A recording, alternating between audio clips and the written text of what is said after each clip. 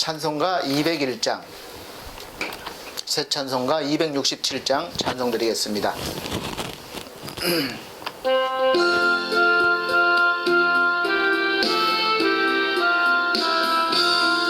주의 확실한 약속의 말씀 듣고 주만 믿으면 구원을 얻으리라. 할렐루야 할렐루야. 내가 예수를 믿어 그의 흘리신 피로 내 죄 씻었네. 할렐루야 할렐루야. 내가 예수를 믿어 그의 흘리신 피로 내 죄 씻었네. 나의 갈 길이 사납고 위험하나 항상 예수의 도우심 믿고 가네. 할렐루야 할렐루야. 내가 예수를 믿어 그의 흘리신 피로 내 죄 씻었네.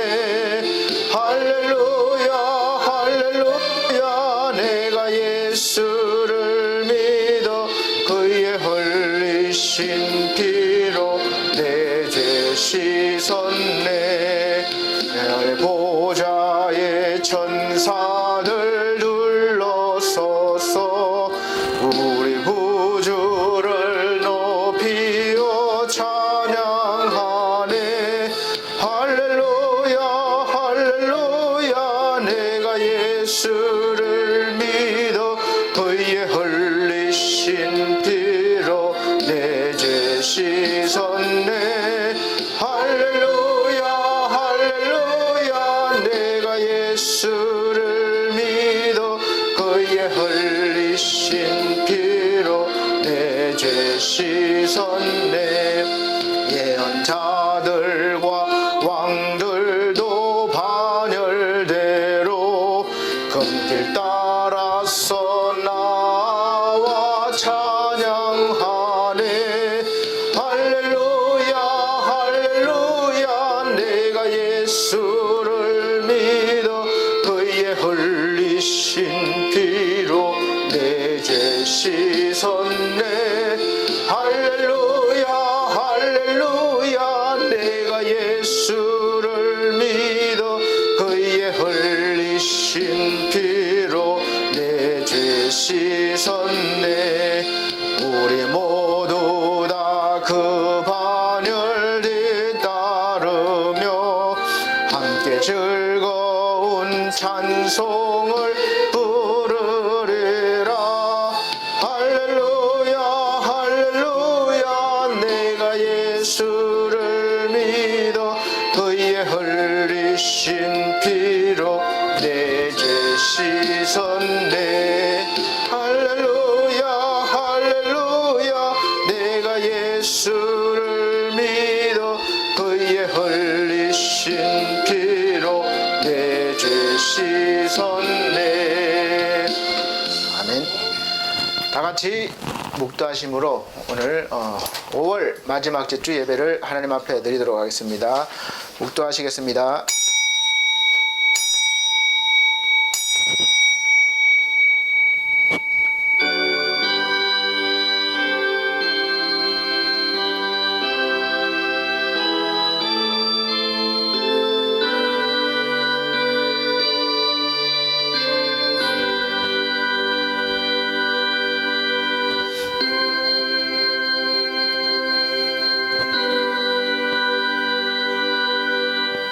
볼지어다 내가 내 아버지의 약속하신 것을 너희에게 보내리니 너희는 위로부터 능력을 입히올 때까지 이 성에 유하라 하시니라.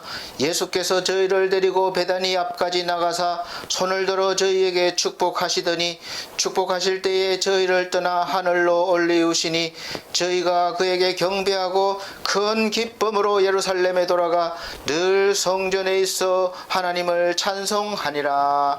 아멘. 찬송가 28장으로 찬송 드리겠습니다. 새 찬송가도 28장입니다.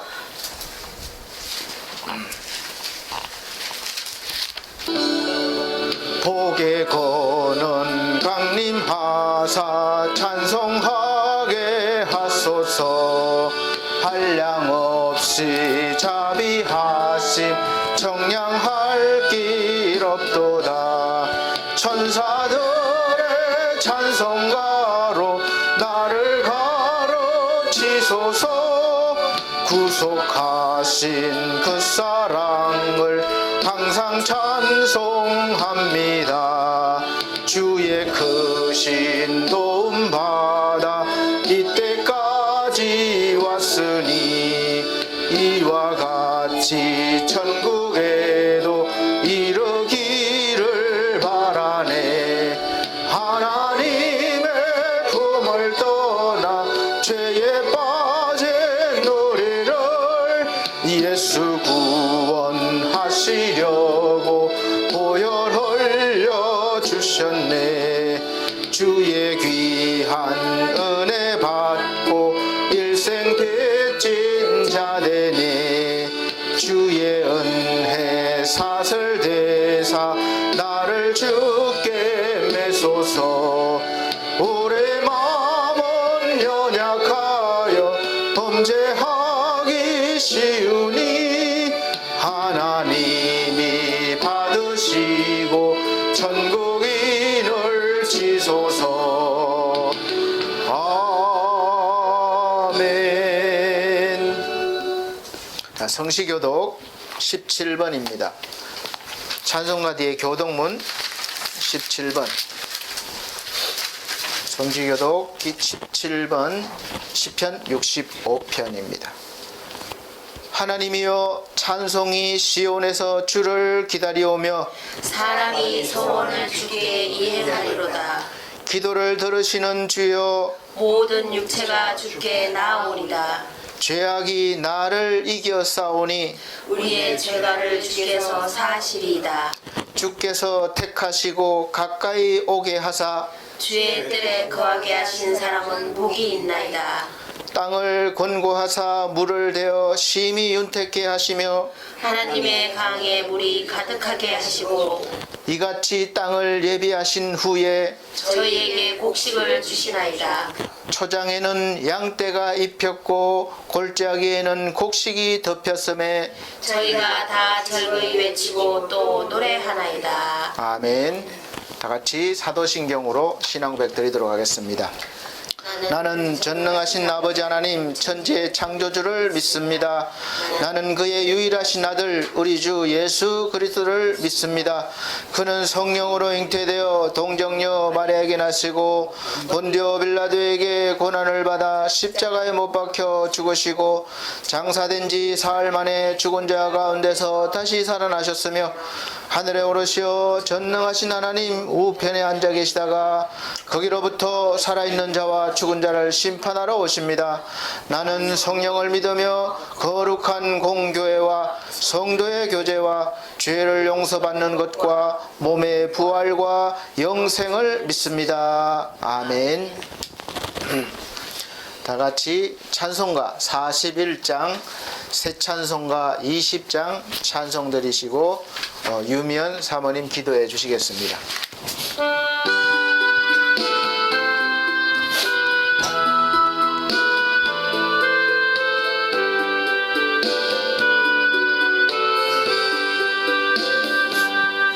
본 영광 중에 계신 주 나 찬송합니다. 영원히 계신 저의 이름 나 찬송합니다. 한없이 크신 능력을 나 찬송합니다. 참되고 몇 번 그냥 나 찬송합니다.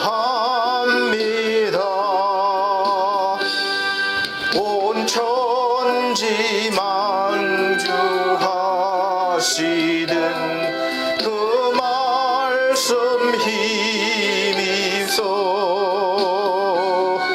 영원히 변치 않는 줄 나 믿사옵니다.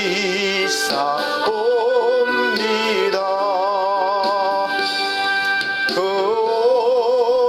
온유하신 주 음성 날 불러주시고 그 품에 품어 주시니 나 찬송합니다.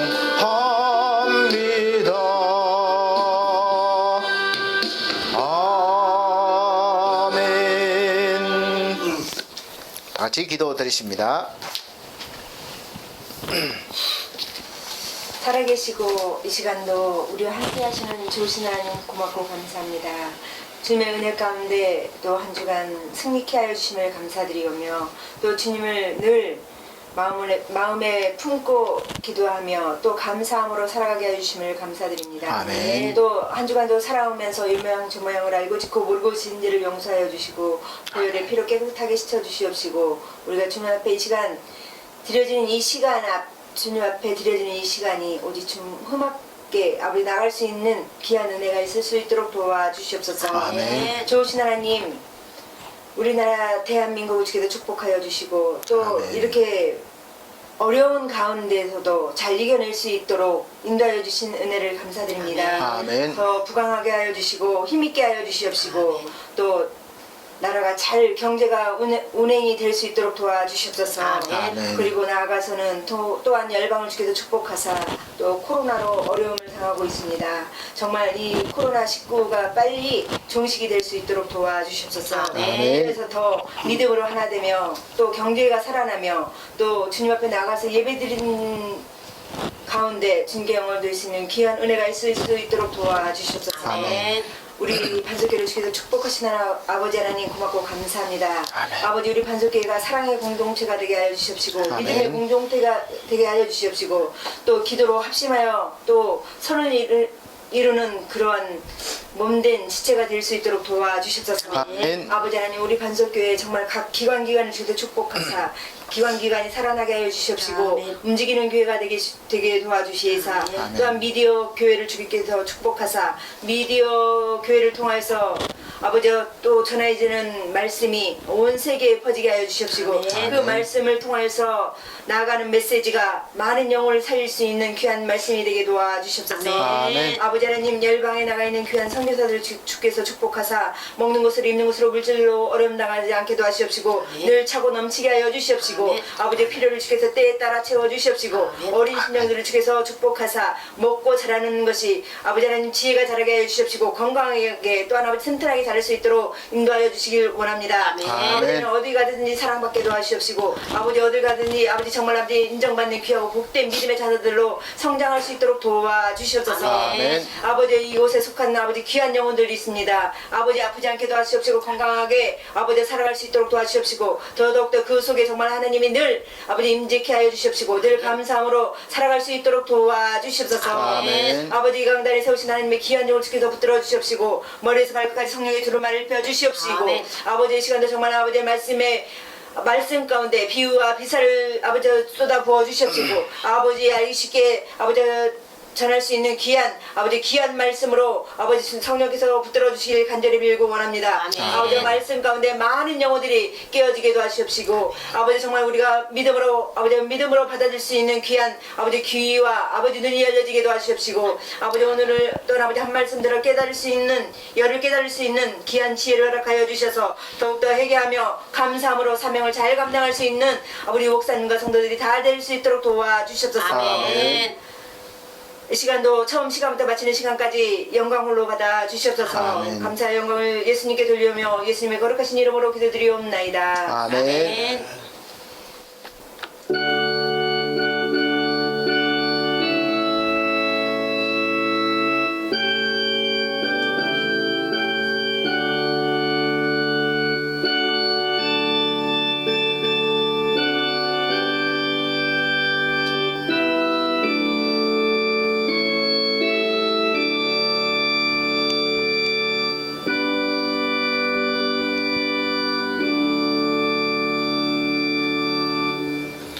감사합니다. 성경 말씀 보시겠습니다. 성경 말씀은 신약 성경 사도행전 19장 1절로 7절 말씀입니다. 신약 성경 사도행전 19장 1절로 7절 말씀입니다. 봉독해 드립니다. 아볼로가 고린도에 있을 때에 바울이 윗 지방으로 다녀 에베소에 와서 어떤 제자들을 만나 가로되 너희가 믿을 때에 성령을 받았느냐? 가로되 아니라 우리는 성령이 있음도 듣지 못하였노라. 바울이 가로되 그러면 너희가 무슨 세례를 받았느냐? 대답하되 요한의 세례로라. 바울이 가로되 요한이 회개의 세례를 베풀며 백성에게 말하되 내 뒤에 오시는 이를 믿으라 하였으니 이는 곧 예수라 하거늘 저희가 듣고 주 예수의 이름으로 세례를 받으니 바울이 그들에게 안수하며 성령이 그들에게 임하심으로 방언도 하고 예언도 하니 모두 12사람쯤 되니라. 아멘. 감사합니다. 오늘도 이렇게 만나 뵙게 돼서 반갑습니다. 하나님께 영광을 돌리고 또 이 시간도 하나님께서 말씀이 들려지는 그런 크신 은혜 내려주시기를 간절히 소원합니다. 아멘. 오늘 말씀의 제목은 성령을 받으라. 흔히 우리가 많이 사용하는 그런 교회에서 사용하는 단어입니다. 성령 받으라 많이 들어보셨죠? 오늘 사실 성령 강림절입니다. 오늘이 그래서 성령이 오신 그날 기념하는 그런 날인데 우리가 신앙생활 하면서 성령을 받은 체험이 있습니까? 물어보면 사실 이렇게 대답하기가 딱 부러지게 예 받았습니다 하는 사람이 많이 없는 것 같습니다. 사실 왜 그런가 하면 특별히 어떤 획기적인 그런 사건이나 아니면 어떤 감동이나 어떤 그런 것을 받은 것이 아니기 때문에 그럴 수도 있고 또 잊어버릴 수도 있기 때문에 그런 줄 믿습니다. 근데 저도 초기에 신앙생활 초년에 사실 잘 몰랐어요.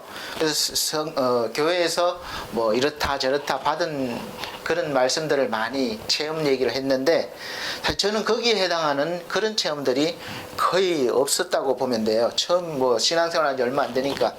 그래서 알려주는 대로 저 기도원에 가서 성령을 받아야 되니까 기도원에 가서 나무 뿌리를 뽑을 정도로 기도를 해야 된다. 아니면 어떻게 해야 된다 그랬는데 하늘산 기도원이라고 저 청평 가는 데 있어요. 거기 가서 금식도 하고 하면서 이렇게 유명한 강사 목사님들이 매 시간마다 몇 분씩 오셔요. 근데 그때마다 성령 받기 위해서 막 기도하면서 불 받아라 그렇게 기대하고 그렇게 머리도 숙이고 안수도 많이 받았어요. 근데 사실 아무리 생각해봐도 뭔가 이상한 게 그 많은 사람들이 말하는 불같이 뜨거운 어떻게 보이고 그런 것이 전혀 없는 거예요. 그래서 저는 제가 신앙생활을 잘못하는 줄 알았어요. 근데 나중에 신학교를 다니고 이렇게 성경 공부를 하고 신학을 배우면서 이런 느낌이구나 또 이런 지식이구나 이렇게 깨달은 거죠. 그래서 제가 아마 확실하게 이렇게 제 자신이 느낀 것은 신학교 3학년 때인 것 같아요. 신학교 3학년 때 참 어려울 때 그때 어떤 그런 사건이 통해서 나에게도 성령이 임하셨구나 이렇게 알게 됐습니다. 그래서 신앙생활 하면서 성령을 받은 체험이 아주 중요합니다. 오늘 말씀해 보세요. 여기 생소한 사람, 안 믿는 사람들한테 이야기한 게 아니라 오늘 바울이 예수 믿는 사람들 그 예수의 제자들을 향해서 물어본 거예요. 그래서 이르되 너희가 믿을 때에 성령을 받았느냐? 이 말은 이미 믿고 있는데 그때 성령을 받은 체험이 있느냐 이 말이죠. 그러니까 아니라 우리는 듣지도 못하였다. 이 말씀이 우리에게 사실은 심각하게 받아들여야 되는 말씀이에요. 오늘날도 보면 수년 동안 신앙생활 하면서 이런 체험도 없고 이런 분들이 너무 많은 거예요. 그러니까 신앙생활이 흔들리게 되고 조금만 무슨 일이 있으면 뒤돌아서게 되는 그런 일들이 있습니다. 혹시라도 오늘 말씀처럼 예수를 믿는다고 하면서 성령이 계심도 듣지 못하시지는 않았는지 묻고 싶어요. 그런 분이 계시다면 오늘 성령께서 여러분에게 임재하시기를 예수 그리스도 이름으로 축원드립니다. 우리가 박사학위를 받았다, 어떤 하다못해 자격증을 받았다, 그랬을 때 기분이 어떻습니까? 그때 당시는 얼마나 기쁜지 몰라요. 그리고 그 자격증을 받기 전과 후는 어떻게 달라지는가요? 많이 달라지죠. 왜냐하면 내가 아무리 잘해도 자격증이 없으면 어디 가도 인정을 못 받는 거예요. 실력은 좋다고 그러지만 취직할 때도 걸림돌이 되고, 요즘은 특히 자격증 시대라 실력이 없어도 자격증이 있으면 들어갈 수 있는데, 실력이 아무리 좋아도 자격증이 없으면 들어갈 수가 없는 거죠. 첫 번째 그 단계부터 걸리게 되는 거죠.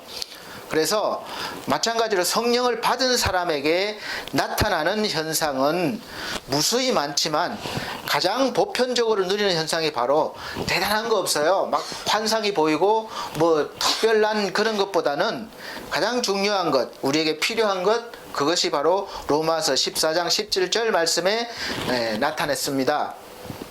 하나님의 나라는 먹는 것과 마시는 것이 아니요 오직 성령 안에서 누리는 의와 평강과 희락이라, 이렇게 말씀하셨습니다. 여기서 의, 거룩한 것, 깨끗한 것, 하나님 앞에 죄가 없는 상태, 의와 평강, 변하지 않는 마음의 평화, 환경에 따라서 변하지 않는 평화, 그리고 희락, 기쁨은 우리 인간에서 나오는 것이 아니라 전부 다 하나님 거라고 보시면 돼요. 우리한테는 없어요. 늘 말씀드리지만 그림자밖에 없어. 그림자.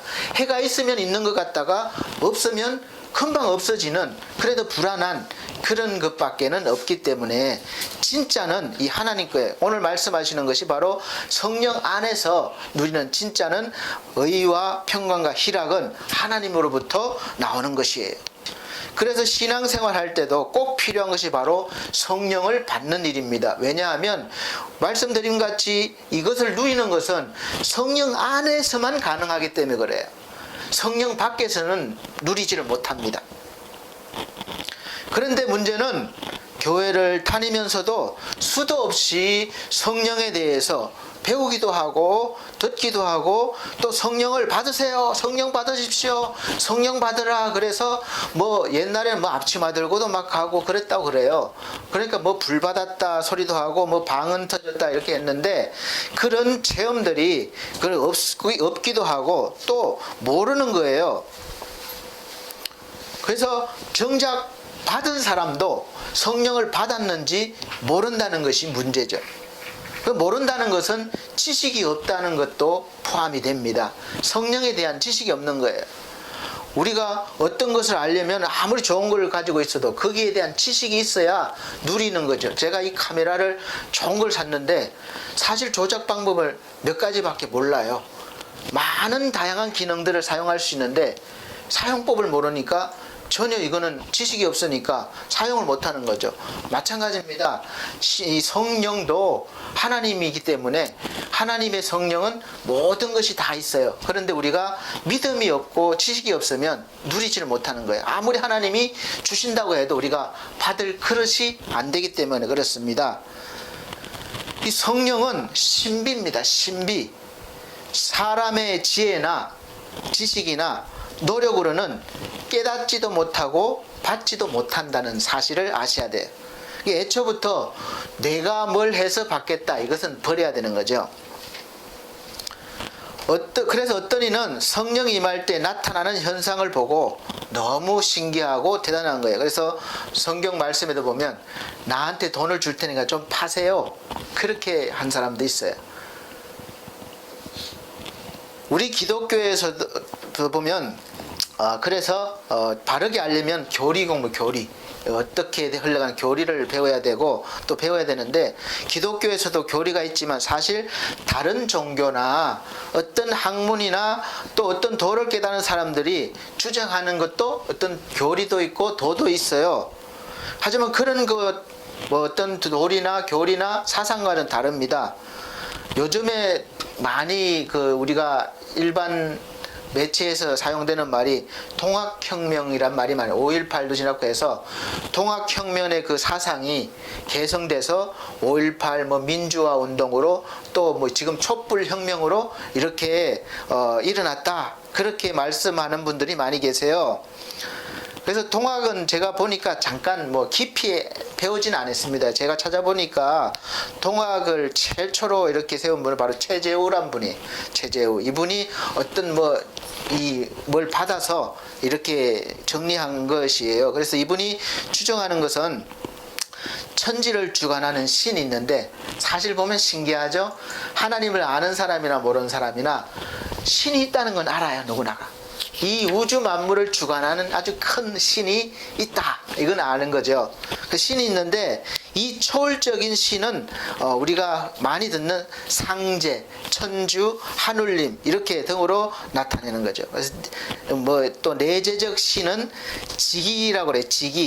지기로서 나타난다고 그러는데, 이 지기라는 말은 자기의 가치나 속마음을 잘 알아주는 참다운 벗을 말해요. 그러니까 나를 잘 알아주는 신이다, 이 말이죠.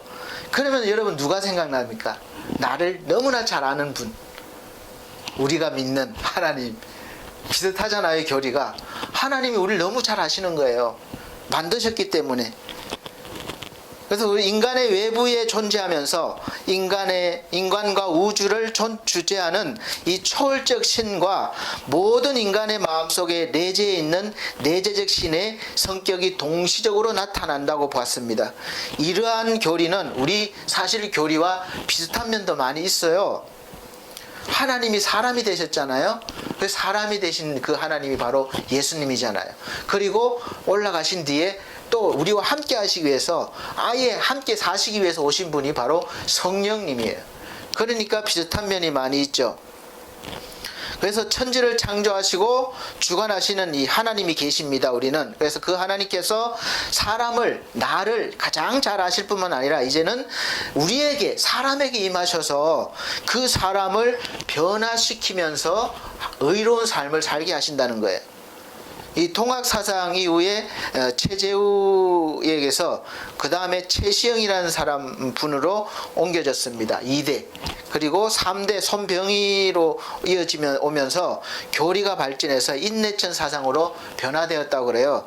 여기서 발전된 것이 천도교라고 들어보시죠. 천도교. 지금도 설파하는 천도교인들이 있습니다. 초창기에는 많은 영향을 미쳤어요, 사회에. 그래서 천도교가 됐습니다. 이 사람을 하늘처럼 섬기고 사람을 신처럼 동일시하는 이 인내천 사상이 바로 됐는데, 세상의 주인은 바로 사람이다는 사람. 그래서 사람이 곧 하늘이다, 이렇게 주장을 한 것 같아요. 그래서 자유와 평등 사상을 바탕으로 교리를 이렇게 설파하다 보니까 그때 당시에 우리나라 사회가 이 양반 천민 이렇게 나눠져서 밑에 있는 계급 사회에는 무시당하고 굉장히 천대를 많이 받았습니다, 백성들. 그러니까 그런 백성들의 마음을 이렇게 잘 이해하고 또 평등하다, 당신도 하늘 같은 존재다, 존중받아야 된다, 이러한 것을 받다 보니까 너무 좋은 거예요. 그래서 많은 백성들이 여기에 동참하게 됐고, 결국은 여기에서 일어나서 통합혁명까지도 세상의 불의와 맞서는 그런 힘까지도 길러져서 나타나지 않았나 생각해 봅니다. 우리 기독교의 교리도 사실 비슷한 내용이 많죠. 이 아랍의 이스라엘이라는 작은 나라에서부터 출발했습니다. 그래서 서양에서 부흥했어요, 이게 기독교가. 하나님이 주인이시고 사람은 하나님의 다스림을 받고 있는 존재예요. 그리고 하나님은 이 사람을 평등하고 자유롭게 살게 하셨기 때문에 이 교리를 바탕으로 믿음 생활을 하는 사람들은 언제나 우리를 억압하고 하는 그런 독재와 억압으로부터 우리가 평등과 자유를 쟁취하기 위해서 싸움도 하고 그렇게 해 나갔습니다. 그리고 천지의 주제이신 이 하나님이 우리 사람 안으로 들어오셔서 그 사람이 이제 신처럼 되었다는 거예요.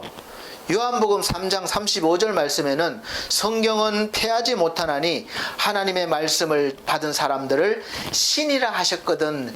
말씀을 받은 사람들이 곧 신적인 존재라는 거죠. 시편 82편 6편에도 6절에도 내가 말하기를 너희는 신들이며 다 지존자의 아들들이라 하였으나 말씀하셨어요. 하나님의 말씀을 받은 사람들은 하나님이 그 사람 속에 임하셔서 하나님처럼 살 수 있도록 해주시는 거예요. 그러니까 성령도 성령 하나님이 동행해 주시겠다는 거 살면서. 그래서 그 말씀을 받은 사람들은 신처럼 된다는 거, 신처럼. 그래서 완전하진 않지만 하나님 흉내를 내면서 살 수 있는 거예요. 믿음이 깊어갈수록 흉내를 더 잘 낸다고 보면 돼요. 점점 하나님 같아진다고 보면 됩니다. 그래서 우리는 다 작은 그리스도인들이에요. 그리스도예요. 그래서 그 마음, 그 사상, 그 정신, 그 은혜, 그 능력으로 우리가 세상을 살아가고 섬기는 거죠. 그래서 사람이 세상의 주인이 되는 교리를 보면 동학사상의 교리가 비슷한 면이 있지만 사실은 전혀 다른 것입니다. 동학사상은 그 움직이는 힘이 사람으로부터 나와요. 내가 깨닫고 뭔가 이렇게 추구하기 위해서 교리를 배우고 깨달음으로써 사람의 마음속에서부터 불의와 맞서고 자유와 평등을 위해서 개혁을 해나가려고 노력합니다. 그러나 하나님을 믿는 성도들의 그 움직임은, 그 힘은 바로 하나님으로부터 나온다는 거예요. 교리도 배워야 하지만 하나님의 말씀을 들을 때에 깨닫게 되고, 그 깨닫는 순간 하나님이 자신 속에 임하셨음을 믿게 되고, 내 힘이 아니라 하나님께서 항상 동행하시면서 나를 도와주시고 계심을 알기 때문에 하나님의 힘으로 주시는 은혜로, 능력으로 불의와 맞서고 자유와 평등을 위해서 노력하고 개혁을 해 나갑니다. 그래, 이 모든 이유가 내가 좀 더 잘 살고 좀 더 삶의 질을 높이기 위해서 그런 것이 아니라, 이 모든 것이 하나님의 뜻과 하나님의 나라를 세우기 위한 분명한 목적과 이유가 있는 것이 다른 것이죠. 대부분 다른 교리나 아니면 다른 것을 주장하는 사람들은 보다 더 나은 삶, 보다 더 차원 높은 삶을 살기 위해서지만, 우리는 그런 것이 아니라 오직 하나님의 영광, 하나님의 그 뜻을 위해서 살아가는 것이 다른 것입니다. 그래서 동학 사상을 바탕으로 천도교가 세워졌는데, 이 천도교는 세계로 뻗어가지 못했어요. 그러니까 지역적인 종교에서 벗어나지 못했습니다. 반면에 기독교는 시작은 작은 나라에서 출발했지만 이 무섭도록 전 세계로 뻗어나간 거예요. 그래서 여기서 뻗어나가면서 사람을 변화시키고 또 사회를 변화시키고 나라를 변화시켜 갔습니다. 저는 지금 이 코로나로 세계가 엄청 어렵고 어지럽고 여러 가지 없던 그런 것들이 많이 생겨났어요. 힘든 일들이 많이 생겨났죠. 그러면서 이제 세계 질서가 많이 흔들리고 있어요. 세계를 주도하던 미국과 중국 이런 나라들이 세계를 유럽에서 주도해 왔는데, 이제는 그 미국에 보면 지금 굉장히 변혁 시대에 보면은 인종 차별 문제가 드러나서, 지금 어제도 보니까 뉴스에서 막 엄청난 그 흑인들 민족들이 막 일어나서 불태우고 이런 걸 봤습니다. 그리고 코로나 사태로 통제가 안 되는 거예요. 여러 가지 문제가 복합적으로 경제적인 문제도 일어나고 있는데, 저는 물론 코로나로 해서 그렇겠지만 제일 중요한 것은 미국은 청교도 신앙을 바탕으로 출발한 거예요. 하나님을 잘 믿기 위해서 모였던 사람들이 시작된 나라예요. 처음엔 그렇게 시작했습니다. 그래서 저는 신앙적으로 보면 하나님은 그들을 무섭도록 발전시켜 주셨어요. 세계를 주도하게 했습니다. 짧은 200년 역사 안에서. 그런데 그 케네디가 대통령이 되면서 이 국공립학교에서는 기도하는 것을 금지시켰어요. 법으로 금지시켰습니다. 이것은 교육과 종교는 다르다. 아마 그런 이유긴 모르겠지만, 그때부터 이 미국의 이 뿌리가 썩기 시작한 것 같아요. 보면은. 그래서 그때부터 청소년들이 마약이나 이런 범죄가 많아지고, 또 그 덕분에 케네디가는 완전히 그냥 그 대들 보면은 엄청 총에 맞아 죽고 사고 나서 죽고, 그 가문은 어떻게 보면 굉장히 좋지 않은 결과가 이어진 것 같아요. 그래서 지금 보면 그 정말로 깨끗했던 나라, 기독교 하나님을 섬겼던 미국이 엄청 퇴폐되고 타락했습니다. 오히려 어떻게 보면 우리나라보다도 못한 그런 부분들이 많이 있어요. 그래서 말씀과는 위배되는 그런 제도나 이런 것들 허용하고 이렇게 하고 있습니다. 그래서 그런 것들을 볼 때 바로 흔들림이 있지 않나, 저는 그렇게 신앙적으로 해석을 합니다. 개인도 그렇고 사회도 그렇고 나라도 그렇고 그래요. 그래서 하나님으로부터 점점 멀어지면 뭐 꼭대기에 바벨탑을 쌓는 것 같지만 금방 무너지고 맙니다. 그래서 이 종교라고 말하면 어떤 사상이 있는 것을 말하죠. 세계적인 종교든 지역적인 종교든 교리나 또 설파하는 말과 정신도 사람을 변화시키고 나라의 흐름을 바꿀 수 있는 힘이 있어요. 없는 것이 아닙니다. 그러나 그 힘은 세계로 나가지 못해요. 지역적이고 어떻게 보면 국가 이기주의적으로 발전할 수 있어요. 자기만을 보호하기 위해서. 나라마다 어떤 특징적인 사상이 있습니다.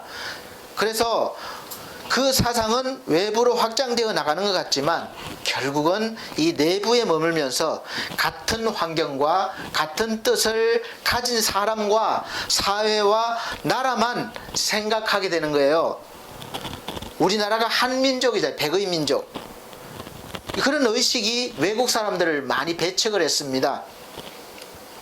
정책도 그렇고 그렇습니다. 근데 지금도 많이 변했다고 하지만 아직도 그 뿌리가 남아 있어서 힘이 없는 국가에서 온 사람들을 차별 많이 해요. 일 시키고 돈도 안 주고 뭐 불법 이민자라고 신고한다고 협박하고 그렇게 하는 사람들이 많이 있고 또 무시하는 경우도 많이 있습니다. 그렇게 돼버리는 거예요. 그리고 여러분이 잘 아시다시피 지금 세계 최강대국 1, 2위를 다투고 있는 중국도 보세요. 중국이 어떤 문화를 사상을 가지고 있어요? 중화사상이 중화사상. 이 중화사상이 뭐냐 하면 중국이 세계 중심이라는 거예요. 그리고 이 모든 것이 중국을 중심으로 해서 전 세계로 퍼져나간다고 믿는 그런 사상을 가지고 있어요. 지금도 얼마나 강력하게 그들을 사로잡고 있는지 몰라요. 그러니까 자기들의 자부심을 주고 대단한 것 같지만 그러나 이런 사상들이 외국으로 나가면 오히려 차별이 되고 오히려 좋지 않은 결과를 나타내는 거예요. 그 반면에 우리 기독교는 종교와 지역적인 것을 넘어서서 세계와 인종과 부와 가난과 사상을 넘어서서 살아있는 이 생명을 전하는 데 성공적으로 확장되어 왔고 지금도 계속해서 자라고 있습니다. 기독교는 어떤 사상과 교리를 전하는 종교가 아니라 그 종교를 넘어서서 살아있고 생명이 있는 하나님의 말씀을 전하는 그런 종교라고 보시면 돼요. 그 일반적인 종교하고는 다른 거예요. 생명이 있기 때문에 자라나고 열매를 맺을 수밖에 없습니다. 지금도 뭐 많이 위축된 것 같지만 그렇지 않아요. 계속 그 생명은 살아있어서 계속 자라나고 있고 때가 되면 엄청나게 또 뻗어나갈 것입니다. 이 생명의 도의 끝은 땅끝까지 전해질 때야 맞춰질 것입니다. 성경의 예언됨 같이. 그리고 이 생명의 도를 전하는데 결정적인 역할은 바로 뭐냐 하면 말씀과 성령이에요. 하나님의 말씀이 선포되어지면 반드시 성령의 역사가 있어야지만 그 말씀이 능력을 발휘해서 그 사람 속 한 사람 한 사람을 변화시키고 또 엄청난 능력을 발휘하게 하는 거죠. 하나님은 하나님의 말씀과 성령을 부어주심을 통해서 일하십니다. 그리고 전하는 데의 역할은 누가 될지 몰라요. 저도 되고 여러분도 될 수 있습니다. 왜냐? 하나님이 그때그때 세우시기 때문에 그래요. 어떤 때는 지식이 많은 학자들을 세우시기도 하시고 어떤 때는 저 농사 짓는 농부를 사용하시기도 하시고 또 바닷가에서 고기를 잡는 어부를 부르셔서 사용하시기도 하시고 어떤 데는 뭐 사업하는 사람을 사용하시기도 하시는 거예요. 젊은 사람을 택하기도 하고 나이 든 사람을 택하기도 하고 그 하나님이 일꾼을 삼으시고 생명의 도를 전파하게 하십니다. 여기에는 차별이 없어요. 너는 못 배웠으니까 안 돼. 너는 어디 학교 나왔으니까 안 돼. 이런 것이 없어요. 직업도 학력도 어디 핏줄도 없습니다. 완전히 초월됐습니다. 로마서 10장 11절에서 12절 보면 성경에 이르되 누구든지 저를 믿는 자는 부끄러움을 당하지 아니하리라. 유대인이나 헬라인이나 차별이 없음이라 그랬습니다. 한 주께서 모든 사람의 주가 되사 저를 부르는 모든 사람에게 부여하시도다. 이렇게 차별이 없어요. 이제 하나님의 말씀을 들을 때 성령이 역사하시면 사람이 내적으로 먼저 변화를 일으킵니다. 그리고 새로운 존재가 되었음을 깨닫고 새로운 꿈, 새로운 비전을 가지게 됩니다. 그리고 그 비전을 향해서 우리가 전심전력을 다하게 되죠.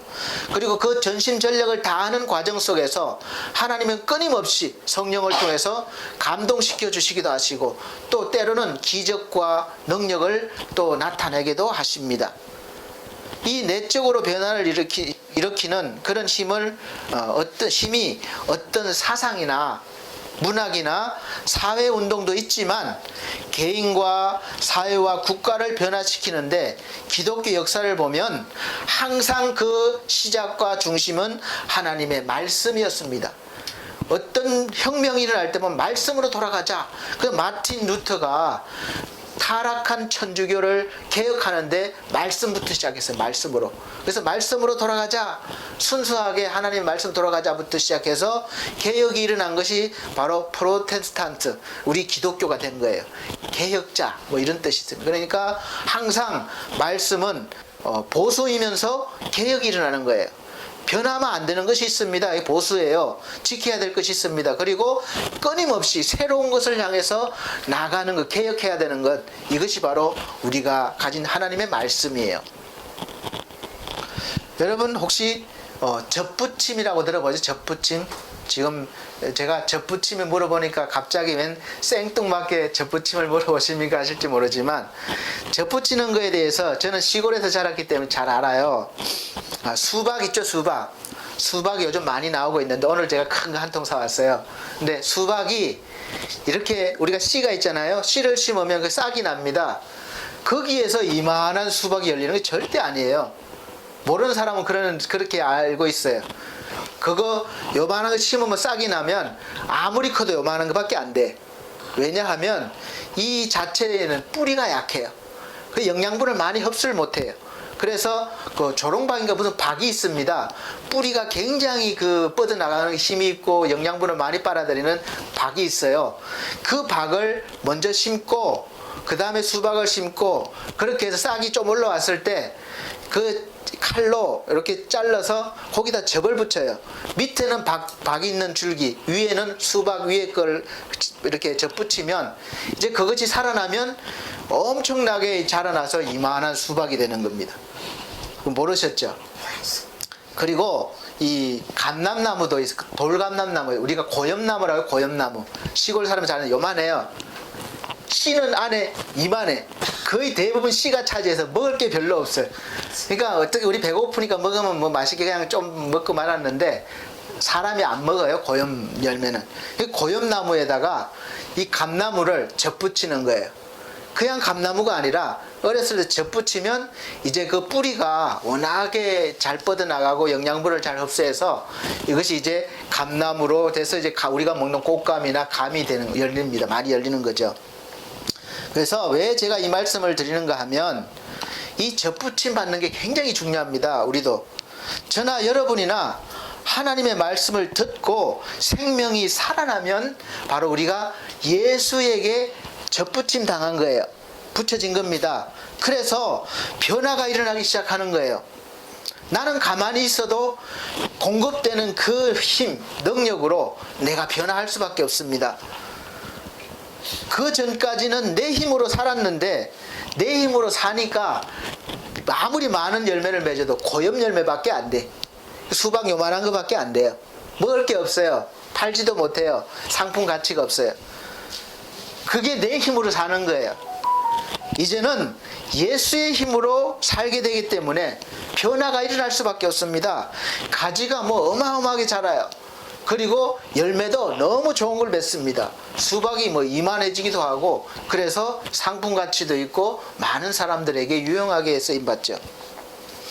로마서 11장 13절부터 24절 내용 보면 그래요. 그래서 돌감람나무가 참 감람나무에 접붙인 것을 비유했습니다. 돌감람나무와 참 감람나무는 뿌리가 다릅니다. 뿌리에서 어떤 영양분을 받고 자라는가가 어떤 열매를 맺는지가 결정이 되는 거예요. 성경에서 돌감람나무 같이 살다가 쓸모없는, 그래서 돌감람나무와 참 감람나무의 비교는 우리가 돌감람나무란 거예요. 우리 이방인들이고 사실 하나님 백성이 아니잖아요. 이스라엘 나라 백성이 아니잖아요. 그런데 그런 우리가 구원받지 못할, 버림받을 우리가 참 감람나무에 접붙임을 받았다는 거예요. 그러니까 이제 우리도 당당하게 좋은 열매를 맺을 수 있는 그런 존재가 됐다는 겁니다. 이것이 바로 복음이에요. 그래서 성경에서 나오는 말씀드리는 겁니다. 그래서 다시 말씀드리면 예수께 붙으면 그때부터 바로 예수의 생명이 그 속에 들어가서 살기 시작하는 거예요. 여러분, 아무 느낌도 없고 보여지지도 않고 만져지지 않지만 그렇게 믿으라는 거예요. 그것이 바로 믿음입니다. 뭐 이렇게 만져봐야 믿는 것이 아니라 말씀을 들을 때 믿으라는 거죠. 바울은 그것을 예수 그리스도와 함께 내가 십자가에 못 박혀서 돌감나무 같은 자기가 죽고 이제는 예수와 함께 살았고 내 속에서 이제는 예수께서 사시는 것이다, 이렇게 비유했습니다. 갈라디아서 2장 20절에 내가 그리스도와 함께 십자가에 못 박혔나니 그런즉 이제는 내가 산 것이 아니요 오직 내 안에 그리스도께서 사신 것이라. 이제 내가 육체 가운데 사는 것은 나를 사랑하사 나를 위하여 자기 몸을 버리신 하나님의 아들을 믿는 믿음 안에서 사는 것이라, 이렇게 말씀했습니다. 저나 여러분이나 이제 예수 믿기 전하고 후는 완전히 다른 사람이 되었다는 것을 믿으시라는 거예요. 예수를 믿기로 한 그 순간부터 이제는 나는 예수와 함께, 내 옛날 모습은 죽었습니다.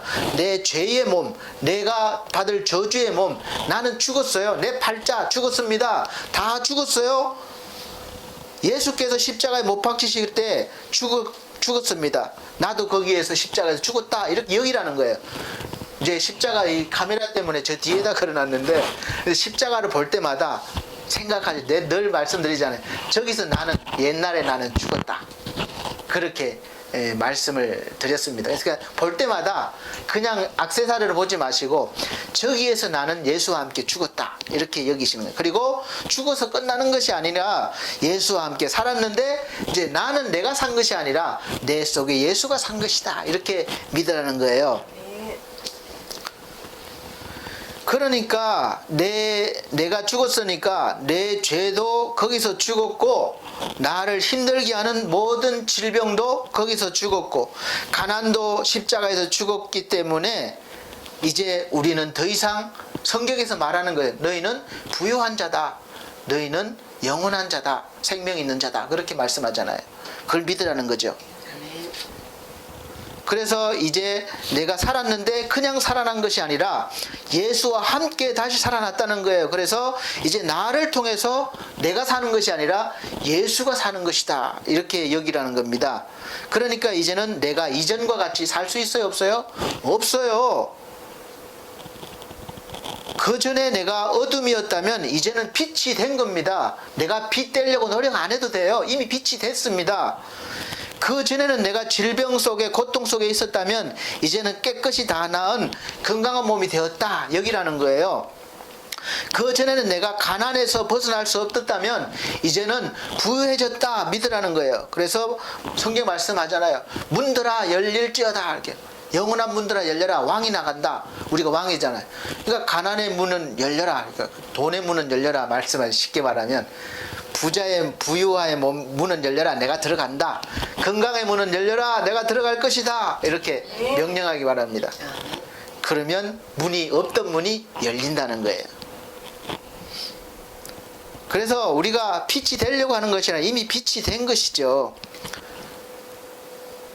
그전에는 내가 약한 존재였다면 이제는 정말 강한 존재가 되어서 귀신도 쫓아낼 수 있는 존재가 되었습니다. 이제는 귀신들이 우리를 보면 오히려 벌벌 떨게 된 거예요. 그 이유는 바로 내 속에 예수 그리스도가 함께 계시기 때문입니다. 마태복음 5장 14절에서 16절 보면 너희는 세상의 빛이라, 이미 선포해서 빛이라, 빛이 되어야 된다가 아니라 빛이라. 산 위에 있는 동네가 숨기지 못할 것이요, 이미 빛이기 때문에 숨기지 못합니다. 여러분 예수 믿는다고 봐서요, 어디 가도 보여요. 그러니까 오히려 내가 잘못해도 더 많이 보이기 때문에 욕도 더 많이 얻어먹는 거예요. 이같이 너희 빛을 사람 앞에 비치게 하여, 그러니까 우리 빛을 비춰주는 거예요. 비치게 하여 저희로 너희 착한 행실을 보고 하늘에 계신 너희 아버지께 영광을 돌리게 하라.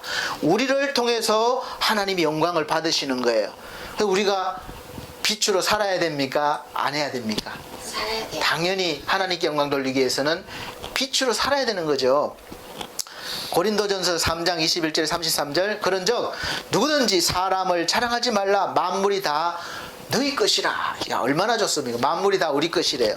바울이나 아볼로나 게바나 세계나 생명이나 사망이나 지금 것이나 장래 것이나 다 너희의 것이요, 너희는 그리스도의 것이요 그리스도는 하나님의 것이니라.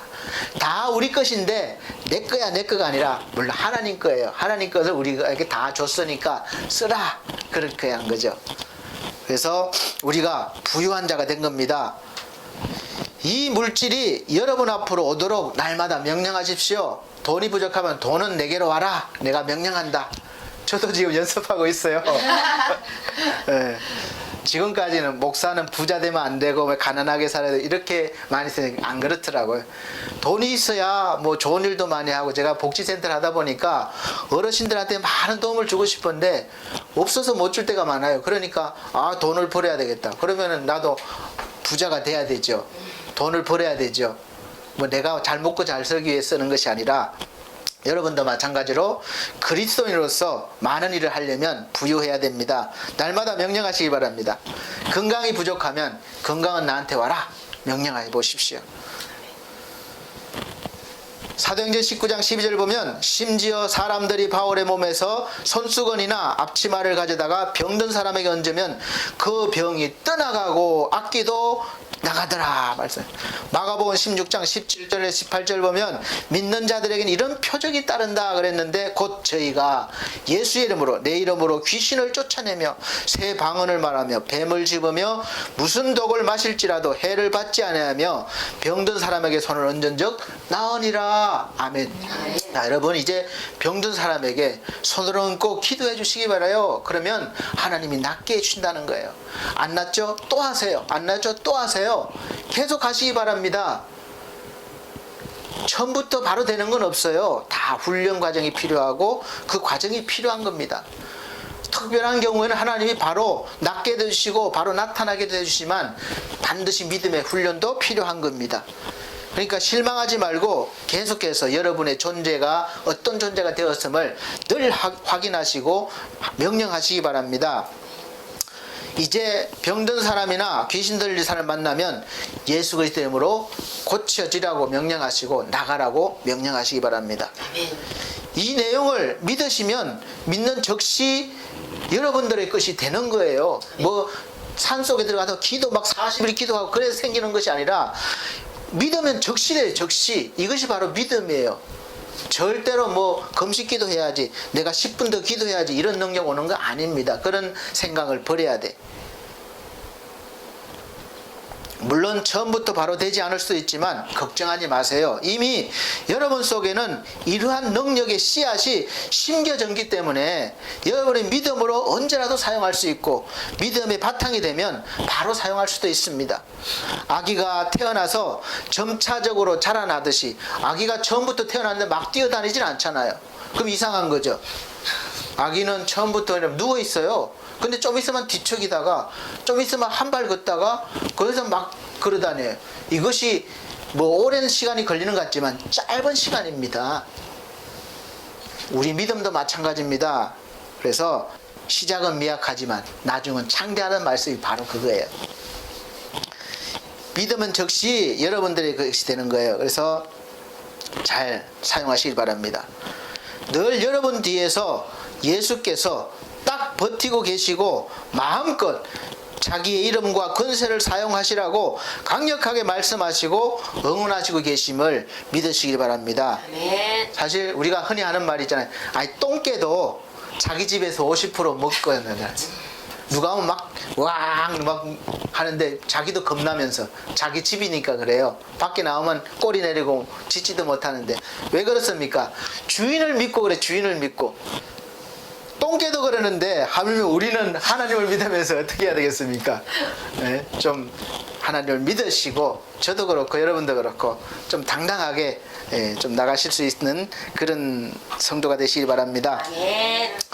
우리가 바로 확실히 알고 믿어야 할 것은 예수의 생명을 내가 받고 내 속에 들어와서 자라는 것이 내가 어떤 신앙생활을 잘했거나 의로운 행동을 했거나 받을 만한 어느 수준까지 내가 신앙생활을 해서 받는 것이 아니라 말씀을 듣는 순간, 믿어주는 순간, 그 순간부터 시작된 거예요. 만약에 내가 어떤 노력을 해야지만 그렇게 되면 평생 가도 평가도 받지도 못해요. 예수의 생명은 하나님의 말씀을 듣고 믿어지는 순간부터 바로 시작되는 것이에요. 지금 말씀을 듣고 깨닫고 믿어지는 순간 바로 시작되는 것임을 믿으시기 바랍니다. 이제 그 예수의 생명은 신앙생활을 통해서 자연스럽게 자라나는 거예요. 자라나기 위해서 심는 사람도 있고 물 주는 사람도 있는데 자라게 하시는 이는 하나님이시다. 이렇게 성경은 말씀했습니다. 어디 가서 어떤 교회 가서 어떤 목사님을 따르느냐 이게 중요한 게 아니라는 거예요. 여러분들이 어떤 교회를 다니든 어떤 목사님의 설교를 듣든 어디서 신앙생활을 하든 여러분을 자라게 하시는 분은 하나님이심을 믿으시고 하나님이 보내시는 곳에서 주신 직분을 열심히 감당하시면 되는 것입니다. 그럼 우리가 어느 정도까지 자라야 됩니까? 나무로 치면 요만큼 아니면 이만큼 어느 만큼 자라야 되는 거예요. 예수 그리스도의 장성한 분량이 충만한 데까지 자라라 이렇게 성경은 말씀하고 있어요. 에베소서 4장 13절에서 16절 보면 우리가 다 하나님의 아들을 믿는 것과 아는 일에 하나가 되어 온전한 사람을 이루어 그리스도의 장성한 분량이 충만한 데까지 이르리니 이는 우리가 이제부터 어린아이가 되지 아니하여 사람의 계술과 간사한 유혹에 빠져 모든 교훈의 풍조에 밀려 요동치 않게 하려 함이라. 오직 사랑 안에서 참된 것을 하여 범사에 그에게까지 자랄지라. 그는 머리니 곧 그리스도라. 그에게서 온 몸이 각 마디를 통하여 도움을 입음으로 연락하고 상합하여 각 지체의 분량대로 역사하여 그 몸을 자라게 하며 사랑 안에서 스스로 세우느니라. 이렇게 말씀했는데 그러니까 예수 그리스도의 장성한 분량에 이르기까지 충만한 데까지 자라라는 거예요. 끝없이 자라라는 겁니다. 포도나무 원줄기에 가지가 붙어 있어서 영양분을 잘 받으면 잘 뻗어나갑니다. 그리고 그 가지마다 얼마나 많은 열매가 맺히는지 몰라요. 가장 좋은 우리가 예화로 볼 수 있는 것이 바로 포도나무예요. 포도나무 원줄기에서 가지가 많이 나가잖아요.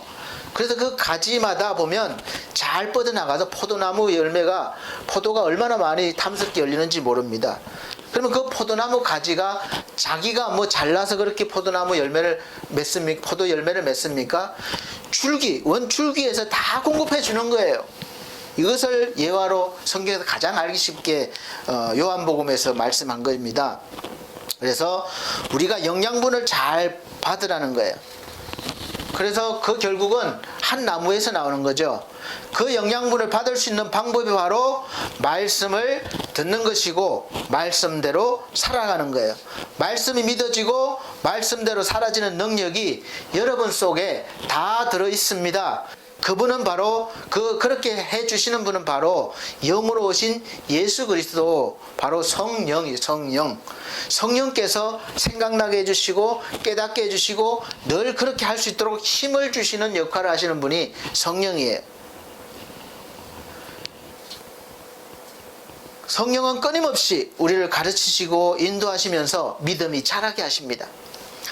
여러분이 성령의 감화 감동을 무시하지만 않으면 자연스럽게 믿음은 자라갈 것입니다. 그럼 성령의 감화 감동을 어떻게 알 수 있고 성령은 무엇입니까? 물어볼 수 있잖아요. 성령은 신학적으로 굉장히 길고 복잡한데 간단하게 설명드리면 성령은 기독교에서 삼위일체 하나님 가운데 제3위에 속해요. 하나님이 한 분, 두 분, 세 분이 있는 것이 아니라 한 분 속에 세 분의 인격이 나타난다는 것이요. 정리한 거예요. 그래서 기독교 교파들은 이렇게 정리했으면 성령 혹은 성신은 삼위일체의 삼이다 그랬어요. 성부 하나님, 성자 하나님, 성령 하나님 이렇게 세 각각 인격으로 이렇게 나타나요. 신약 성경에서 이 성령은 그리스도의 영, 진리의 영, 보혜사 이렇게도 설명이 되어 있습니다. 신학적으로 연구한 내용도 많고 나름대로 알기 쉽게 하려고 많은 사람들이 노력했지만 여전히 우리한테는 신비요, 믿어지지 않는 내용이요, 이해하기도 어렵습니다. 저나 여러분이나 하나님에 대해서 수도 없이 듣고 성경을 읽고 공부를 해보지만 사실 하나님에 대한 영역에 대해서는 이 알 수가 없는 부분이 너무 많은 거예요.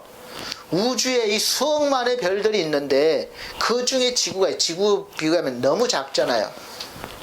그 지구에 우리가 살고 있으면서 나름대로 지식을 가지고 또 많은 것을 연구하고 있지만 우리가 지구만 아는, 아직까지 지구만 제대로 알잖아요. 그와 같아요. 우리가 하나님을 안다 하지만 아주 작은 부분에 불과합니다. 그나마 가장 확실하게 알 수 있는 것은 성경을 통해서요. 성경을 통해서. 성경은 하나님을 비춰주는 창문이라고 보시면 돼요. 성경은 하나님께서 인간에게 자신의 모습을 가장 확실하고 또 자세히 알 수 있도록 열어놓으신 계시의 책이에요. 그래서 기독교는 어떻게 보면 계시의 종교라고 할 수 있습니다. 계시의 종교. 하나님이 열어놓으시지 않으면 우리는 알 수도 없고 깨달을 수도 없어요. 창조 이후부터 하나님이 인간에게 나타나시고 말씀하시고 예언해 주시고 역사하신 그 많은 일들을 선지자들이나 믿음의 사람들을 통해서 이 기록하게 하셨고 또 정리하게 하신 책이 바로 성경, 우리가 보는 성경 말씀입니다. 이 성경 말씀은 신비하게도 인간에 의해서 기록되었지만 이 말씀 자체가 살아있어서 이 말씀을 듣고 믿는 사람들에게는 언제라도 생명을 주시고 능력도 주시고 또 하나님의 자녀가 되게 해주셔서 하나님 것을 마음껏 누리게 할 수 있는 그런 은혜도 주십니다. 다 알 수 없지만 그래도 인간 입장에서 가장 하나님을 알 수 있도록 신학적으로 정리해 놓은 것이 바로 삼위일체 교리예요. 인간 역사 속에 나타나신 하나님의 모습은 다양하게 나타나셨습니다. 이 다양한 하나님을 우리 인간의 수준으로 이해할 수 있게 신학적으로 정리한 것이 바로 성부 하나님의 역할, 성자 하나님의 역할, 성령님의 역할 이렇게 세 분의 격으로 나눠서 기록됐는데 이 세 분이 결국은 한 분이라는 거예요. 한 분. 이 신비를 사실 우리가 제대로 설명할 수도 없을 뿐더러 설명을 듣는다 해도 잘 알지도 이해도 할 수 없는 부분이 많지만 그러나 믿으시면 내가 살아있는 동안 그래도 웬만한 거는 다 믿어져요. 하나님이 그렇게 역사하십니다.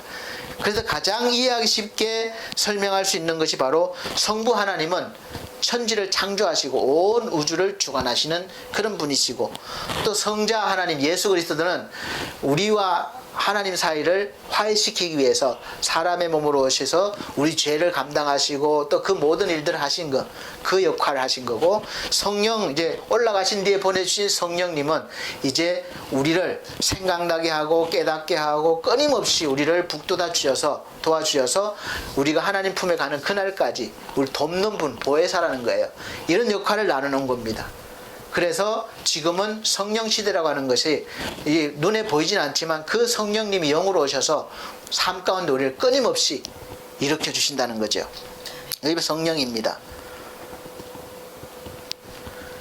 성령님은 하나님의 이 창조하심과 예수님이 하신 모든 일들이 바로 나를 위해 하신 일들임을 믿게 하시고, 믿게 하실 뿐만 아니라 날마다 동행하시면서 하나님의 뜻을 알게 하시고 하나님이 기뻐하시는 일을 하게 해요. 그리고 날마다 하나님과 동행하면서 하나님의 뜻을 이루어가게 하십니다. 끊임없이 우리가 하나님 나라를 위해서 할 수 있도록 늘 지키시고 돌보시는 일을 하시는 분이 바로 성령 하나님이십니다. 사실 여러분들이 신학적으로 딱 정립이 안 돼도 하나님은 여러분들을 통해서 하나님의 위대한 역사를 이루어 나갈 것입니다. 가장 중요한 것은 여러분들이 어떤 존재로 내가 이제 변했는지 그것을 날마다 묵상하시고 주장하시기 바랍니다. 실수를 하더라도 나는 이런 존재야, 실망하지 마세요. 나는 위대한 존재, 하나님이 새롭게 나를 낳은 존재, 하나님의 자녀된 그런 존재, 새롭게 된 존재를 날마다 내 자신이 먼저 믿고 주장해야 되는 거예요. 그리고 그 능력이 있음을 아시기 바랍니다. 하나님으로부터 받은 권세와 능력을 날마다 더 많이 사용하실 수 있기를 예수 그리스도 이름으로 축복합니다. 아멘. 이 시간에도 우리 성령님께서 이 들은 모든 말씀들이 깨달아지고 확신되어지고 여러분들 것이 될 수 있도록 이 시간 복에 복을 더해 주시기를 간절히 축원드립니다. 아멘. 하나님 감사합니다. 오늘도 하나님 말씀 주셨습니다. 성령 하나님께서 이제 우리 속에 오심을 알게 되었사오니 날마다 생각나게 하시고 베풀게 하시고 나가게 하시고 하나님의 뜻을 이루어갈 수 있는 능력 있는 성도가 되게 하여 주셔서 하나님이 기뻐하시는 삶을 살게 하여 주옵소서. 이 어려운 시대에 우리가 빛과 소금의 역할을 잘 감당하여 많은 사람들에게 우리 행실을 보고 하나님께 영광을 돌리게 하는 거룩한 삶을 살게 하여 주옵소서. 예수 그리스도 이름으로 기도합나이다. 아멘.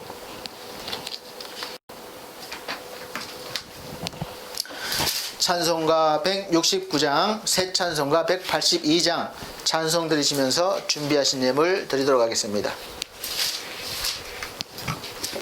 169장, 새 찬송가 182장입니다.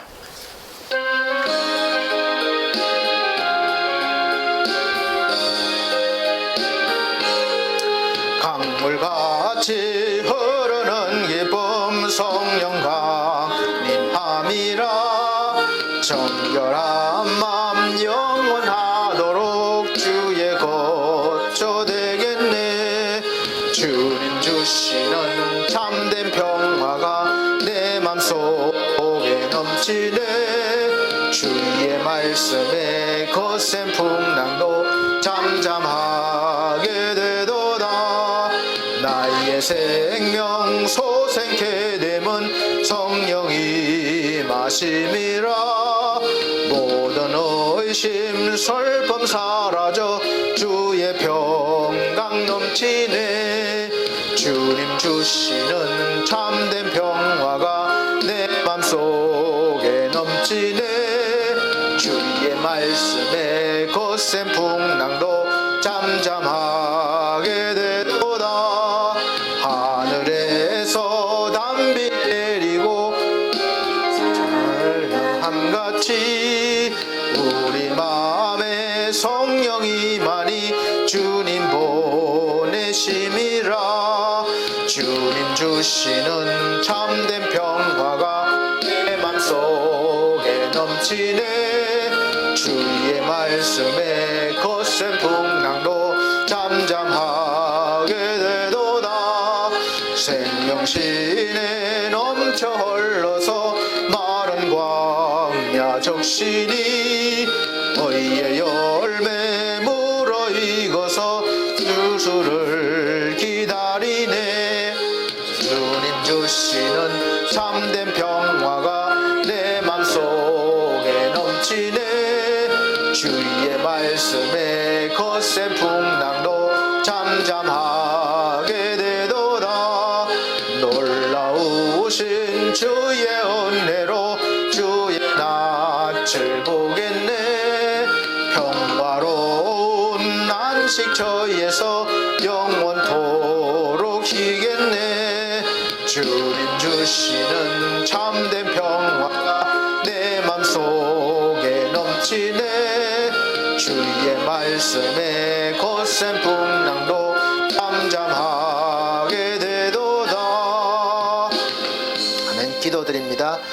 하나님 은혜 감사합니다. 10의 1조와 주정헌금과 감사 예물 드렸습니다. 거중 예물 드렸습니다.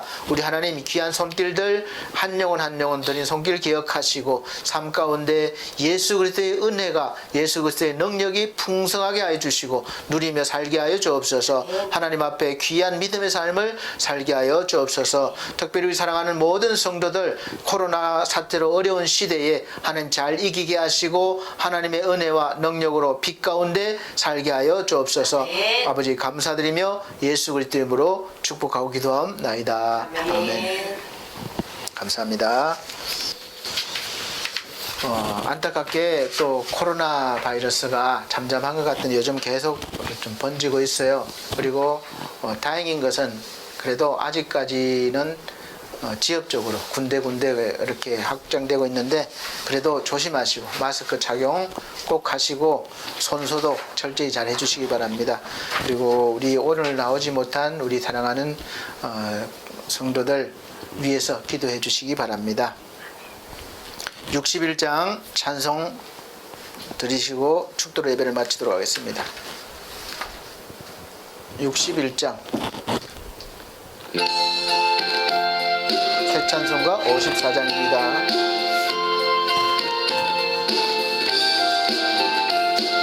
주여 복을 비옵나니 편히 가게 하시고 사람마다 준혜로 이기도록 하시고 광야 같은 세상에서 항상 인도하소서. 주의 복된 말씀 듣고 무한 감사합니다. 구원받은 주의 성도 열매 맺게 하시며 하나님이 우리 함께 항상 계시옵소서.